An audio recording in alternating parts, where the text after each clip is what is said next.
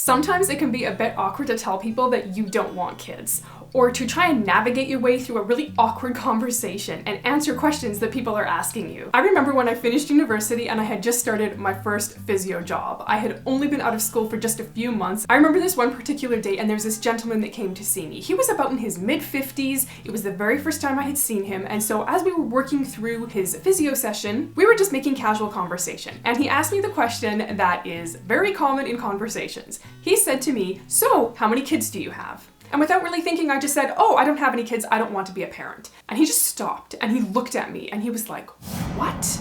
You don't want to be a parent? What is the point of life if you're not a parent? If you don't get to be a mom, you're not even experiencing life. What's the value of life if you're not a parent?" I literally had absolutely no idea what to say to him. First, I was kind of caught off guard because he was being so direct, and then I was kind of irritated because I felt like he was being a little bit disrespectful to my stance of not wanting to be a mom. And then I was annoyed at myself because I feel like I didn't have the words to properly express what it was that I felt inside about not wanting to be a parent. So I don't remember even what I said. I just mumbled something and then continued on with the treatment and changed the subject ASAP. Hey, I'm Hannah, the wife without kids. This channel is all about building a positive community to support you in your child-free lifestyle. There's nothing more awkward than trying to answer a question when you're not prepared for it. So let's get to some helpful tips that you can use to overcome some of those obstacles that you might feel when the topic of being child-free comes up. Number 1, know your reason and your story for being child-free.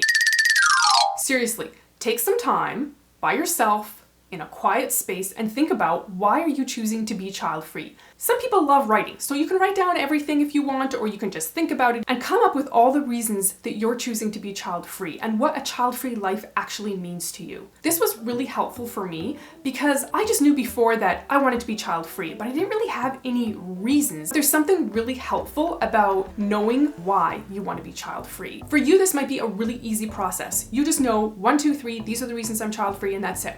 For other people, it might be a longer process. It might take more time to really think through why you're choosing to be child-free. When you take the time to really clearly think about why you're making a decision, it's just that much easier to explain it to other people because it's become very clear and straightforward in your own mind. I know this might sound kind of weird, but when I really thought back on the process of how I came to a place where it was easier for me to talk about it, I realized this was kind of the first stop. This is the first thing that I did. I got it really clear and concise in my mind why I wanted to be child-free.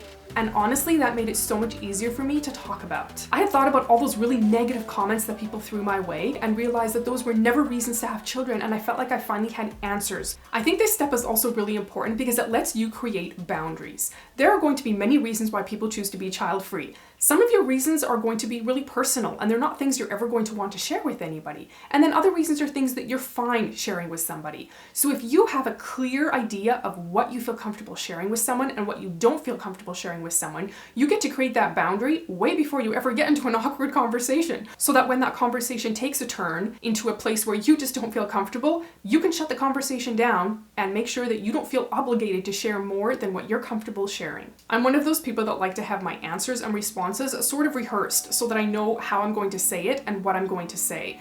Because when I get stuck in a conversation with someone that is incredibly persistent and they just keep pushing your buttons and asking you questions, I've always had such a hard time knowing what to say to people without sounding rude. You might be one of those people that's just so amazing at just like ad-libbing and being able just to say exactly what's on your mind when people ask you awkward questions. I am not one of those people. I need to be prepared. So for all of you out there that are preparers just like me, hopefully you'll find this tip super helpful. The second tip that I have that's going to help you feel more comfortable in sharing your child-free choice with people is to remember, being child-free is only one part of who you are. It's not your entire being. It doesn't define absolutely who you are 100%. Sometimes people put so much emphasis on this idea, oh my goodness, you're child-free, so therefore you're unrelatable. We get all these labels thrown at us because of one choice that we're making in life. Being child-free is a huge part of your life, yes, but it's one part of your life. It doesn't define absolutely everything about who you are. On to tip number 3. Stop caring so much what people think of you. Oh my goodness, I know this is a really tough one, and I think it's one that we all care about a little bit too much. We want to fit in, we want to make sure that we're accepted,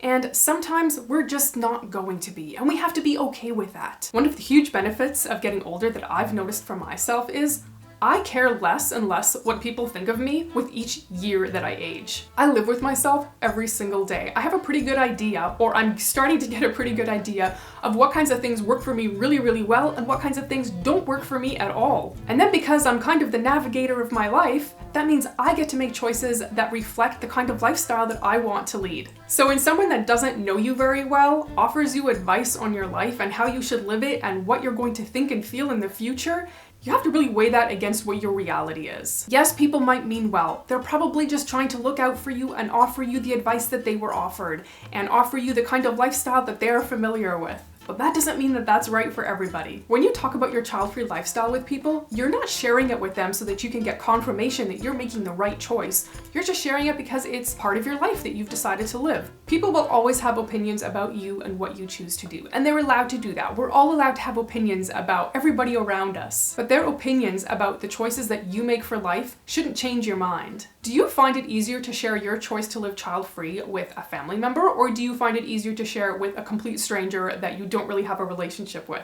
Let me know down in the comments below. A logical progression from all of that brainstorming that you've done from tip number 1 and getting comfortable with it is then sharing it with somebody. Tip number 4, if you don't share it, if you don't start practicing, it's never going to become easier. It doesn't have to be a great big long story. It can just be a couple of sentences. Simply telling someone why you've chosen the child-free life and why that's the right fit for you. If you're too scared and shy to share this with somebody, there are going to be people who are missing out on getting to know a part of you that's really important. And obviously you're going to want to share your story with somebody that you feel comfortable sharing your story with. Maybe a great place to start is sharing your story with someone that is child-free, because you're already going to have a connection and they're already going to sort of get it. They're going to know where you're coming from, even if your reasons for being child-free are different. You may feel really close to some of your family members or your friends, and that might be a great place to start sharing. But if you're one of those people that actually finds it easier to share with strangers, there are a lot of strangers that you can share this with. That's why we have all of these amazing social media platforms that you can go join a group on Facebook or Instagram, or make a TikTok about it, or